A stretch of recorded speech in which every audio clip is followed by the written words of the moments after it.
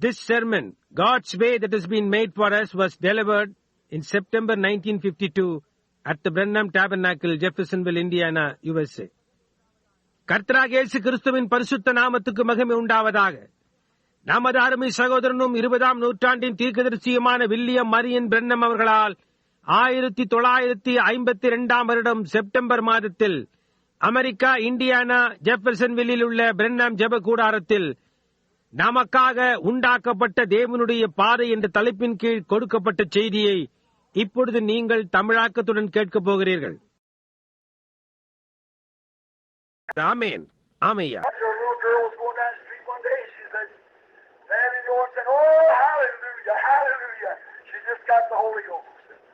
ஒரு நாள் ஒரு சிறு பெண் வீதியினூடாக வந்து கொண்டிருந்தால் முடிவிலே அவள் ஓ அல்லேலூயா அல்லேலூயா என்றால் அவள் அப்பொழுதுதான் பரிசுத்த ஆவியை பெற்றுக் கொண்டாள்.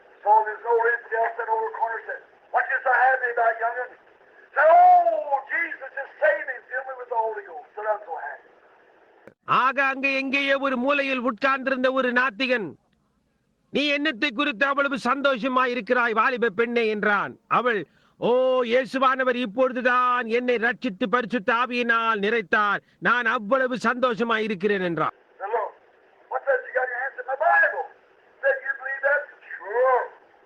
அவன், இங்கே பார், உன்னுடைய கருத்தில் இருக்கிறது என்ன என்றான். அவள், என்னுடைய வேதாகமம் என்றாள். அவன், நீ அதை விசுவாசிக்கிறாயா என்றான். அவள், நிச்சயமாக என்றான். அவன், அதை எல்லாவற்றையும் நீ விசுவாசிக்கிறாயா என்றான். அவன், யோனாவின் என்ற கதையை நீ விசுவாசிக்கிறாயா என்றான். அவள், ஆம் என்றாள்.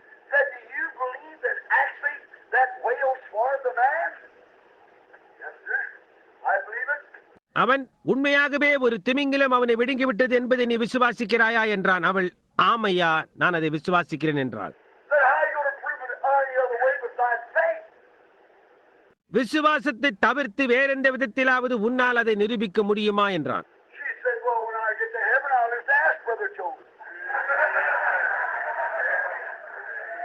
அதற்கு அவள், நல்லது, நான் பரலோகத்திற்கு போகும்போது நான் சகோதரன் யோனாவை அந்த கேள்வியை கேட்பேன் என்றார்.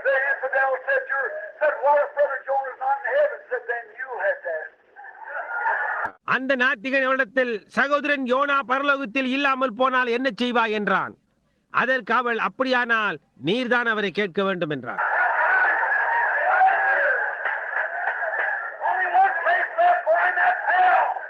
அல்லேலூயா, அவனுக்கு ஒரு இடம்தான் விடப்பட்டிருக்கிறது, அது நரகம்.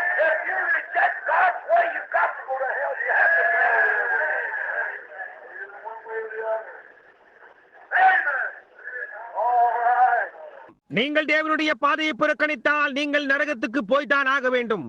நீங்கள் போகத்தான் வேண்டும். அந்த ஒரே இன்னொரு பாதை தான் இருக்கிறது. எனவே நீங்கள் ஒரு பாதையில் இருக்கிறீர்கள் அல்லது அடுத்த பாதையில் இருக்கிறீர்கள். ஆமென்.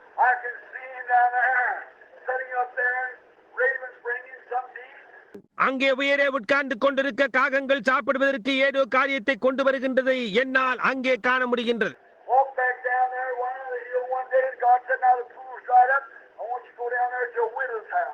அவன் அப்படியே திரும்பி கீழே நடந்து சென்றான். ஒரு நாள் குன்றின் அடிவாரத்துக்கு அவன் நடந்து சென்றான். தேவன் அவனிடத்தில், இப்பொழுது இந்த குளம் வற்றிவிட்டது, அங்கே ஒரு விதவையின் வீட்டிற்கு போகும்படி நான் விரும்புகிறேன் என்றார். ஒரு பிரசங்கியார் போவதற்கு என்ன ஒரு இடம். அவனை போகும்படி தேவன் கூறினார். அதுதான் அழிக்கப்பட்ட பாதையாயிருந்தது. அவன் அங்கே நடந்து சென்றான். அவளோ ஒரு இஸ்ரவேலை சேர்ந்தவளும் அல்ல. இல்லை, அவள் இஸ்ரவேலல் அல்ல.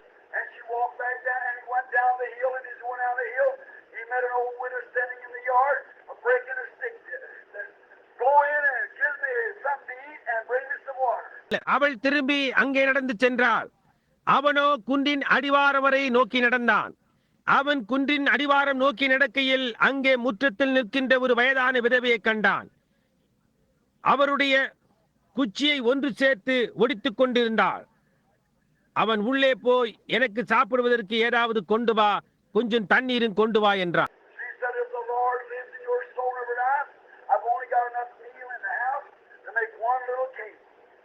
son.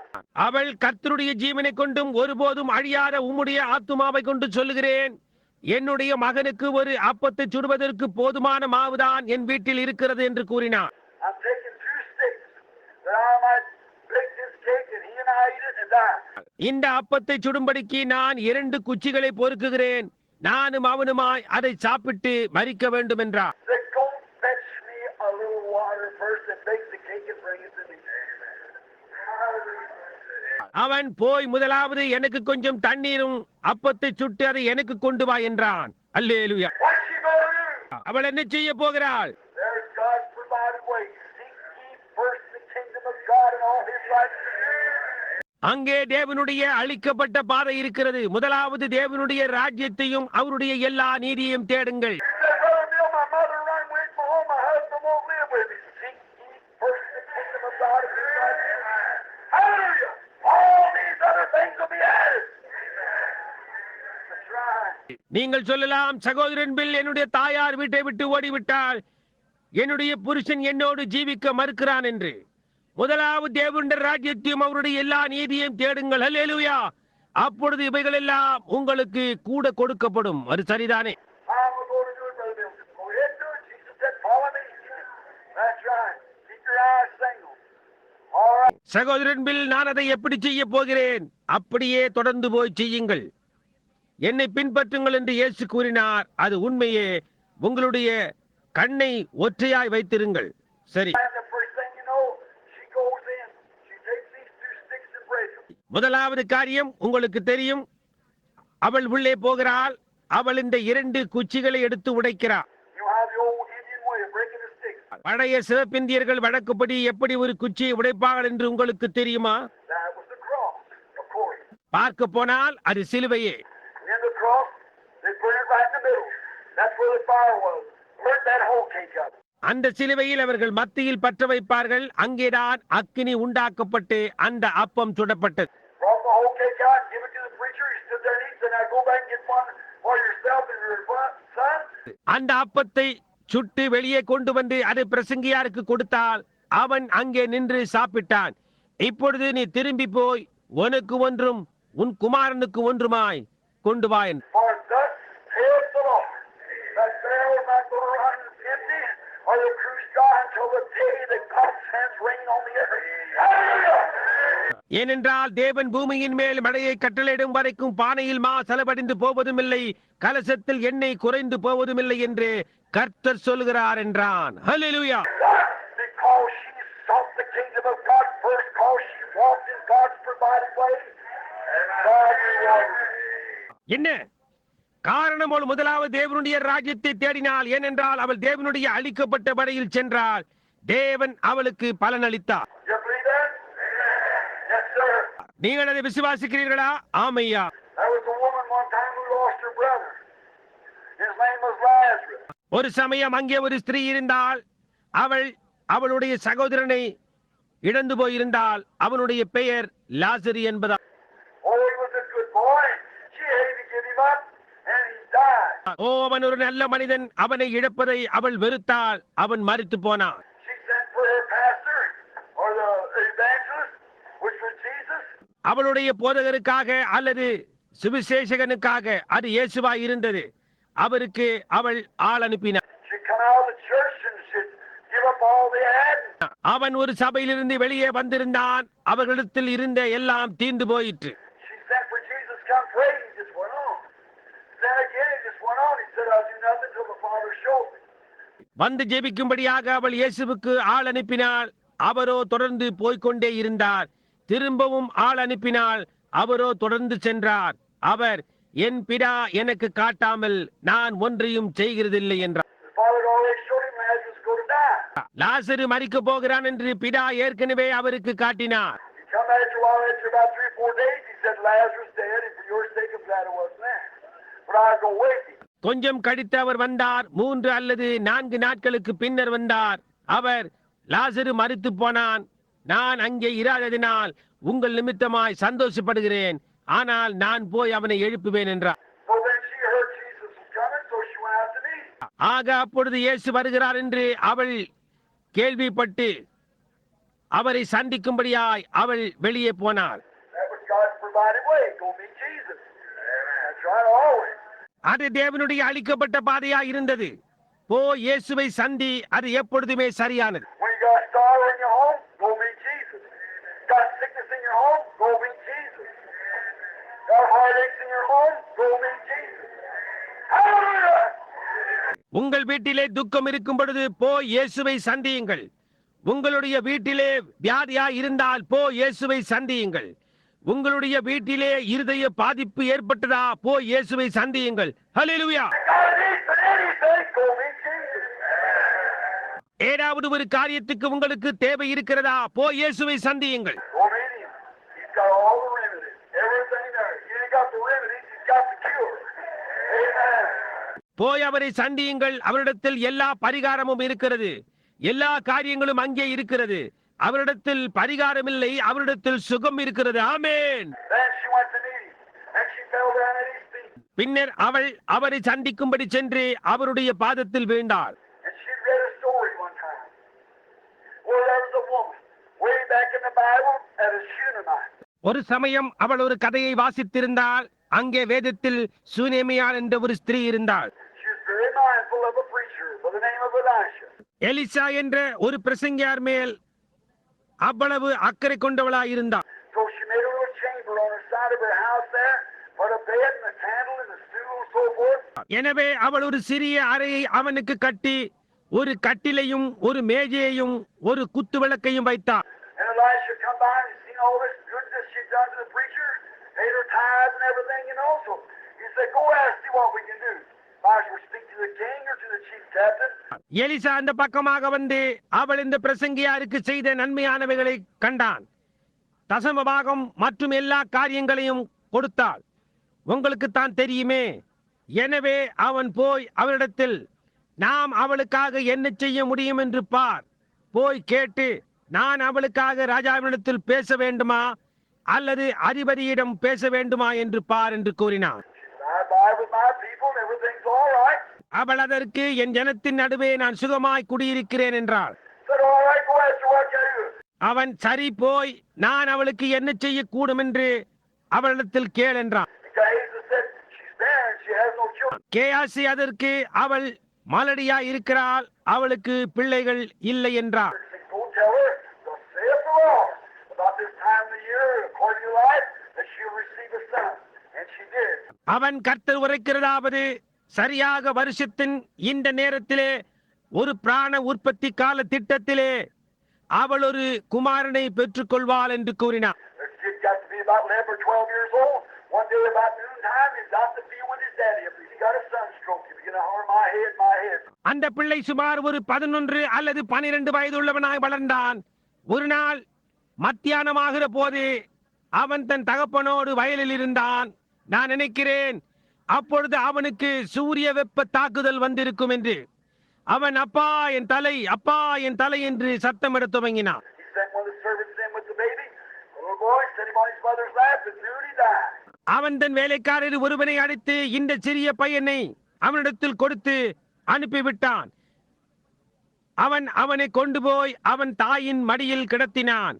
அவன் மதியம் இறந்து விட்டான். What an appropriate place. She took him up and laid him on the preacher's bed where the prophet had laid him. என்ன ஒரு தகுதியான இடம். அவள் அவனை உயரே கொண்டு போய் பிரசங்கியாரின் படுக்கையில் அவர் எங்கே படுப்பாரோ அங்கே அவனை கிடத்தினாள். Good place to go. Laid right on the preacher's bed. போவதற்கு நல்ல இடம். சரியாக நேராக பிரசங்கியாரின் படுக்கையிலே கிடத்தினாள். She said, saddle me a mule now and go forward and don't stop your riding until I bid. அவள் எனக்கு கழுதையின் மேல் ஒரு சேணங்கட்டி நேராக போ, நான் உனக்கு சொன்னாலுடைய ஓட்டத்தை வழியில் எங்கும் நிறுத்தாதே என்று கூறினார். I like that. Go forward and don't stop. Just keep going. That's right. எனக்கு அது பிடிக்கும். முன்னேறி போய்க்கொண்டே இருங்கள், நின்று விடாதீர்கள், தொடர்ந்து போய்க்கொண்டே இருங்கள். அது சரி. The trouble is we stop to talk to too many people. We stop for too many social parties. அதன் தொல்லை என்னவென்றால் நாம் தரித்து நின்று அநேக ஜனங்களிடத்தில் பேசுகிறோம். அநேக சமுதாய விருந்துகளுக்காக நாம் நின்று விடுகிறோம். We have so much so and organized stitching parties, stitch and sew and talk about this so and so, நமக்கு அதிகமான தையல் வேலையும் தையல் விருந்துகளையும் ஏற்பாடு செய்வதும் அதிகமாக இருக்கிறது. உங்களுக்கு தெரியும், தைப்பதும் இணைப்பதும் குமாரி இன்னார் இன்னாரை பற்றி பேசுவதும் உங்களுக்கு தெரியும் எப்படி அது இருக்கிறது. All these different things come into the church when you ought to throw all that gully wash out and have an old-fashioned God-sent revival. இந்த எல்லா வித்தியாசமான காரியங்களும் சபைக்குள்ளாக வருகின்றது. அந்த சமயத்தில் நீங்கள் அந்த சாக்கடையை கழுவி எல்லாவற்றையும் வெளியே எரிந்து பழைய மாதிரியான ஒரு தேவன் அனுப்பினை எழுப்புதலை வைக்கத்தான் வேண்டும். Very true. So you baptism down, the Holy Ghost comes like a rushing mighty wind and fills the place of the people. நீங்கள் திரும்ப மட்டும் பரலோகம் கீழே இருந்து பரிசுத்த ஆவியானவர் பலத்த காற்று அடிக்கிற முழக்கம் போன்று வந்து இடத்தையும் ஜனங்களையும் நிரப்பும் வரைக்கும் தொடர்ந்து ஜெபியுங்கள். Amen. What we need. ஆமென். அதுதான் நமக்கு தேவையாயிருக்கிறது. She said, don't you stop. நீ ஓட்டத்தை நிறுத்தி விடாதே என்று அவள் கூறினார். Her husband said, the man's not a Carmel, said this was neither new moon or Sabbath. அவளுடைய புருஷன் அந்த மனிதன் கர்மேலில் இல்லை, இன்று அமாவாசையும் இல்லை, அல்லது ஓய்வு நாளும் இல்லையே என்றான். She said, all's well. அவளோ எல்லாம் சரிதான் என்றார். She wanted to get to the prophet. So she went straight on. அவள் தீர்க்கதரிசி அண்டை போயாக வேண்டும், எனவே அவள் நேராக சென்றாள். Elisha looked at her and said, here comes that Shunammite. Something's wrong with her. I don't know what it is. Elisha வெளியே நோக்கி பார்த்து, இதோ சுனேமியாள் வருகிறாள், அங்கு ஏதோ காரியம் அவளோடு தவறாக இருக்கிறது, அது என்ன என்று எனக்கு தெரியவில்லை என்றான். She ran up and he said, is all well with thee and thy husband, thy child? She said, all is well. அவள் உயரே ஓடி வந்தாள். அவன், நீயும் உன் புருஷனும் உன் பிள்ளையும் எல்லாம் சுகம்தானா என்றான். அதற்கு அவள் எல்லாம் சுகம்தான் என்றாள். I like that. She's taking God's provided way. எனக்கு அது பிடிக்கும். அவள் தேவனுடைய அளிக்கப்பட்ட பாதையை எடுத்துக்கொண்டாள். Said everything's all right now. And then she began to reveal it. அவள் எல்லா காரியங்களும் இப்போது சரியாய் தான் இருக்கிறது என்று கூறி அதன் பின்னரே அதை வெளிப்படுத்த துவங்கினார். He told Elisha, said, go take my staff and lay it, or told Gehazi, go take my staff and lay it on the child. அவன் கேயாசினிடத்தில் போ, என்னுடைய தடியை எடுத்துக்கொண்டு அதை அந்த பிள்ளையின் மேல் வை என்றான். But she said, I'm not going to leave you. ஆனால் அவள் அதற்கு, நான் ஊமை விடப் போவதில்லை என்றாள். So the prophet came back over, prayed, walked up and down the room, laid his body upon the dead child, and he come to life. எனவே தீர்க்கதரிசி வீட்டுக்கு வந்து ஜெபித்தான், மேலும் கீழுமாக அறையிலே நடந்தான், அவனுடைய சரீரத்தை அப்படியே மரித்த பிள்ளையின் மேல் கிடத்தினான், அவன் ஜீவனுக்குள் வந்தான். The woman, Martha, knew that the Shunammite realized that God was in his prophet. தேவன் அவருடைய தீர்க்கதரிசிக்குள் இருக்கிறார் என்பதை சூனேமியால் உணர்ந்து கொண்டாள் என்று ஸ்திரீயாகிய மார்த்தாள் அறிந்து கொண்டாள். And if God was in his prophet, surely God was in his son. தேவன் அவருடைய தீர்க்கதரிசிக்குள் இருந்தாரானால் நிச்சயமாக தேவன் அவருடைய குமாரனுக்குள் இருந்தார். So if she could get to Jesus, she'd have the remedy. எனவே அவளால் இயேசுவிடம் போக கூடுமானால் அவளுக்கு பரிகாரம் கிடைக்கும். So she runs and falls down before him. She said, Lord, if that's what he was, Lord, if thou would have been here, my brother would not die. But even now, whatever you ask God, God will do. ஆகவே அவள் ஓடிப்போய் அவருக்கு முன்பாக விழுந்து, ஆண்டவரே, அவர் அதுவாகத்தான் இருந்தார், ஆண்டவரே, நீர் இங்கே இருந்தீரானால் என் சகோதரன் மரிக்க மாட்டான். இப்பொழுதும் நீர் தேவனிடத்தில் கேட்டுக்கொள்வது எதுவோ தேவன் அதை செய்வார் என்று கூறினார். Oh, I like that. Even now, whatever you ask God, God will do it. ஓ, அது எனக்கு பிடிக்கும். இப்பொழுதும் கூட நீர் தேவனிடத்தில் கேட்டுக்கொள்வது எதுவோ தேவன் அதை செய்வார். That's good tonight. அது இன்றிரவுக்கு நல்லதா இருக்கிறது. You say, I'm a sinner, Brother Branham. Even now, whatever you ask God, God will do it. நீங்கள், நான் ஒரு பாவி சகோதரன் பிரண்ணம், இப்பொழுதும் கூட நீங்கள் தேவனிடத்தில் கேட்டுக்கொள்வது எதுவோ தேவன் அதை செய்வார். Have mercy on me, a sinner, he'll do it. ஓ, பாவியாக என் மேல் இரக்கமாயிரும் என்று கூறுங்கள், அவர் அதை செய்வார். If you're sick, have mercy on me, Lord, he'll do it. Even now. நீங்கள் சுகவீனமாயிருந்தால் என் மேல் இரக்கமாயிரும் கர்த்தாவே என்று கூறுங்கள், இப்பொழுதும் கூட அவர் அதை செய்வார். You say the doctor give me up, but even now, Lord. வைத்தியர் என்னை கைவிட்டு விட்டார், ஆனால் இப்பொழுதும் கூட கர்த்தாவே. I haven't walked in 5 years, but even now, Lord. நான் 5 வருடங்களாக நடக்கவே இல்லை, ஆனால் இப்பொழுதும் கூட கர்த்தாவே. I haven't heard nothing, but I don't know when. Even now, my Lord. நான் செவியால் ஏதும் கேட்க முடியவில்லை, எப்பொழுது என்று எனக்கு தெரியவில்லை, ஆனால் இப்பொழுதும் கூட கர்த்தாவே. I haven't spoken a word, I can't tell you when, but even now, Lord. நான் ஒரு வார்த்தை கூட பேசவில்லை, எப்பொழுது என்று என்னால் உமக்கு சொல்ல முடியாது, ஆனால் இப்பொழுதும் கூட கர்த்தாவே. Whatever you ask God of me, sitting at the right hand of the Father, making intercessions upon your profession. Hallelujah! நீ தேவனிடத்தில் எதை கேட்டாலும் அவர் பிதாவின் வலது பாரசத்தில் உட்கார்ந்து உங்களுடைய அறிக்கைகளின் பேரில் பரிந்து பேசிக் கொண்டிருக்கிறார். அல்லேலூயா. And even now, whatever you ask God, God will do it. இப்பொழுதும் கூட நீர் தேவனிடத்தில் கேட்டுக்கொள்வது எதுவோ தேவன் அதை செய்வார் என்றார். He picked his little step up and said, thy brother shall rise again. அவர் தம்மை நேராக நிமித்துக் கொண்டு உன் சகோதரன் உயிர்த்தெழுந்திருப்பான் என்று கூறினார். Said, oh yes, Lord, in the general resurrection of the last day, he'll rise again. அதற்கு அவள், ஓ ஆம் கர்த்தாவே, பொதுவான உயிர்த்தெழுதல் நடக்கும் கடைசி நாளிலே அவன் மீண்டும் எழும்புவான் என்றார். He said, I am the resurrection. All right. அவர் அதற்கு, நானே உயிர்த்தெழுதலும் ஜீவனுமாய் இருக்கிறேன் என்றார். ஓ என்னே. The Bible said there's no beauty to look at him, little pretty-looking fellow. But he said when he straightened himself up, there was God. சிறிய நலிந்ததாய் காணப்படுகின்ற அவரை பார்க்க அழகு இல்லாதவராய் இருந்தார் என்று வேதம் கூறுகின்றது. ஆனால் அவர் தம்மை நிமிர்ந்து நின்ற பொழுது அங்கே தேவன் இருந்தார். He said, now your brother rise again, said, I am the resurrection life, saith God. அவர், உன்னுடைய சகோதரன் மீண்டுமாய் எழுந்திருப்பான் என்றார். நானே உயிர்த்தெழுதலும் ஜீவனுமாய் இருக்கிறேன் என்று தேவன் சொல்லுகிறார் என்றார். He that believeth in me, though he were dead, yet shall he live. Whosoever liveth and believeth in me shall never die. Believest thou that? என்னை விசுவாசிக்கிறவன் மரித்தாலும் பிழைப்பான், உயிரோடு இருந்து என்னை விசுவாசிக்கிறவன் எவனும் என்றென்றைக்கும் அறியாமலும் இருப்பான். இதை விசுவாசிக்கிறாயா என்றார். He said, yes, Lord, I believe that you are the Son of God, which you come into the world. அதற்கு அவள், ஆம் ஆண்டவரே, நீர் உலகத்தில் வருகிறவரான தேவனுடைய குமாரன் என்றார். So where you laying? அவனை எங்கே வைத்தீர்கள் என்றார். Here he starts to the grave. Jesus wept. இதோ அவர் கல்லறையை நோக்கி நடந்தார். இயேசு கண்ணீர் விட்டார். A woman told me not long ago, a very good woman, a Christian science, who didn't believe that Jesus was, had deity.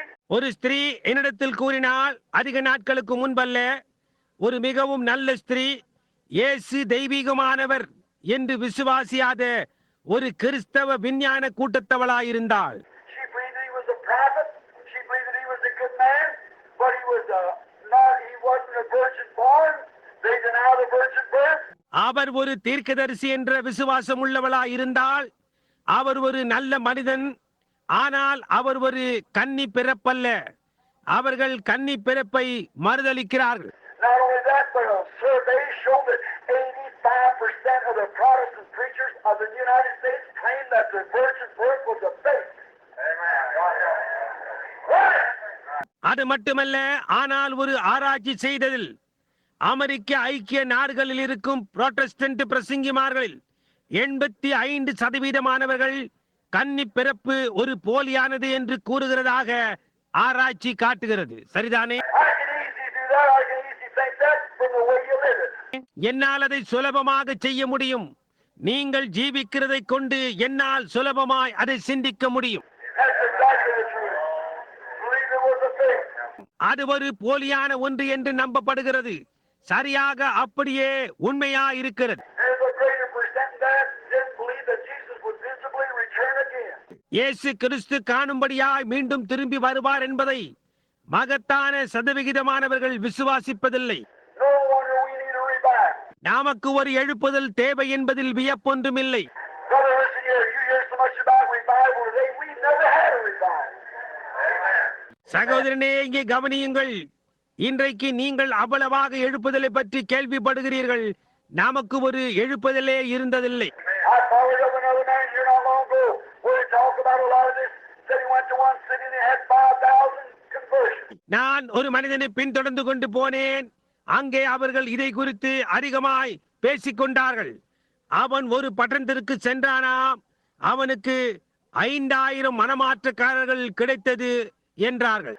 We followed right behind it, not me, a group of ministers, and jumped the cars and followed them back again. And in 30 days' time, they couldn't find 30 that claimed to be saved. நாங்கள் அதை அப்படியே பின்தொடர்ந்து போனோம். நான் அல்ல, ஒரு போதகர் குழு அட்டைகளை எடுத்துக்கொண்டு மீண்டுமாய் அவர்களை பின்தொடர்ந்து போய் 30 நாட்களில் ரட்சிக்கப்பட்டேன் என்று உரிமை கோருகிறவர்கள் 30 பேர்களை காண முடியவில்லை. You know what I think? I think it's conviction instead of conversion when I'm born again of the Spirit of God. நான் என்ன நினைக்கிறேன் என்று உங்களுக்கு தெரியுமா? ஒரு மனிதன் தேவனுடைய ஆவியினால் மறுபடியும் பிறக்கும் பொழுது அது மனமாற்றங்களுக்கு பதிலாக உணர்த்தப்படுகிறதா இருக்கிறது என்று நான் நினைக்கிறேன். What we need today is not a protracted meeting, but an old-fashioned stock and Holy Ghost revival. இன்றைக்கு நமக்கு தேவையா இருப்பது ஒரு நீண்டதான கூட்டங்கள் அல்ல, ஆனால் ஒரு பழைய பாணியிலான தேவனால் அனுப்பப்பட்ட பரிசுத்த ஆவியின் எழுப்புதல் கூட்டமே. An old-time sky-blue, sin-killing, blood-washed religion. Amen. ஒரு பழைய பாணியினால் ஆன நீல ஆகாய பாவத்தை கொல்லுகின்ற ரத்தத்தினால் கழுவப்பட்ட மார்க்கமே தேவையா இருக்கிறது. ஆமென். Makes you take them tar jewels back and you repent. That's right. திரும்பவும் அந்த களைப்படைய செய்யும் கருவிகளை எடுத்துக்கொண்டு மனம் திரும்புதலை செய்யுங்கள். அது சரியான. She said, well, look here, Brother Ram. I can prove to you that he wasn't nothing but a man. அதற்கு பின்னர் அவள், நல்லது, இங்கே பாருங்கள் சகோதரன் பிரண்ணாம், அவர் ஒரு மனிதனை அன்றி வேறொன்றும் அல்ல என்பதை என்னால் உங்களுக்கு நிரூபித்து காட்ட முடியும் என்றார். I said, do it. If you can prove to me that he wasn't God, then I'll accept it. நான் சொன்னேன், அதை செய்யுங்கள். அவர் தேவன் இல்லை என்பதை நீங்கள் எனக்கு நிரூபித்து காட்டினால் அப்பொழுது நான் அதை ஏற்றுக்கொள்வேன் என்று. She said, no, he wasn't divine.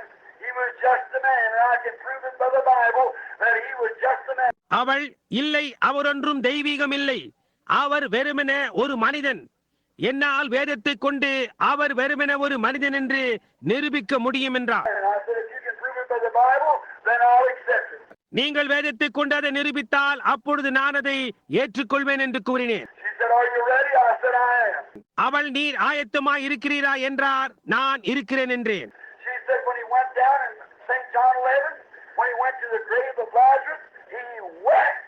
அவள், பரிசுத்த யோவான் 11 அவர் லாசருவின் கல்லறைக்கு சென்ற பொழுது அவர் அழுதார் என்றாள். I said, well, that's got to do with it. அதனோடு அதற்கு என்ன செய்ய வேண்டி இருக்கிறது என்று நான் கூறினேன். Said, well, it proved he was nothing but a man. He was crying. அவள், ஏன் அவர் ஒரு மனிதனை என்று வேறொன்றுமில்லை என்று அது நிரூபிக்கிறது, அவர் அழுது கொண்டிருந்தார் என்றார். I said, look at your lady. He was a man, truly, but he was more than a man. He was a God man.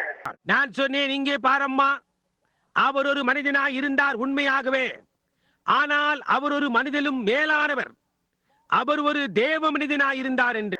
God was in Christ, reconciled the world to himself. Yes, sir, he came to do the will of the Father. தேவன் கிறிஸ்துவுக்குள்ளாக இருந்து உலகத்தை தமக்கு ஒப்புரவாக்கி கொண்டார். ஆமையா, பிதாவின் சித்தத்தை செய்யும்படியாய் அவர் வந்தார். He walked God's provided way. He never looked to the right or to the left. He done what God said to. He walked God's provided way. அவர் தேவனுடைய அளிக்கப்பட்ட பாதையில் நடந்தார். அவர் இடது பக்கமோ அல்லது வலது பக்கமோ நோக்கி பார்க்கவில்லை.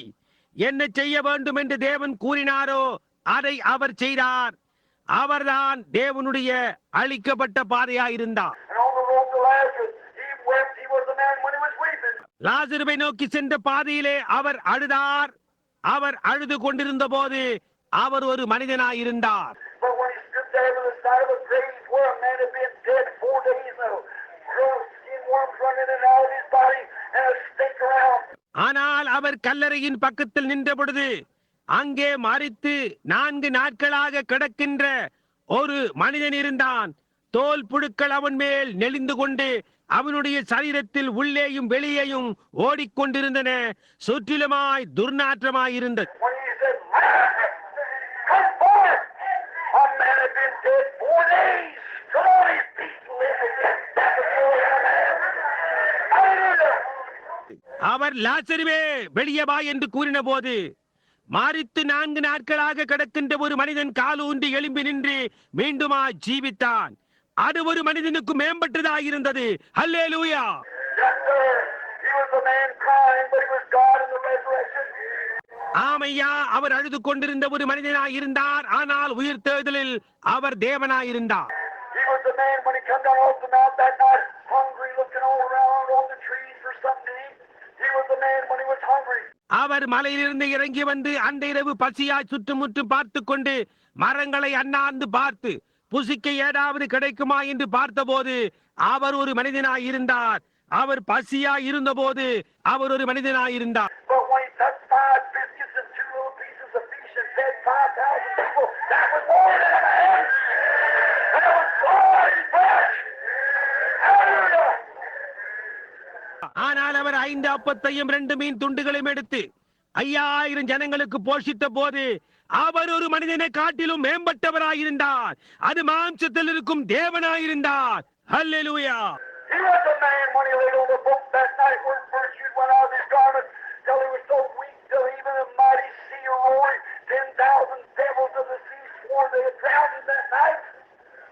When that little boat tossed about like a bottle stopper on a mighty sea. அன்றிரவு அவர் படுத்து கிடந்த பொழுது அவர் ஒரு மனிதனாய் இருந்தார். அப்பொழுது வல்லமை அவருடைய வஸ்திரத்திலிருந்து வெளியே சென்றது.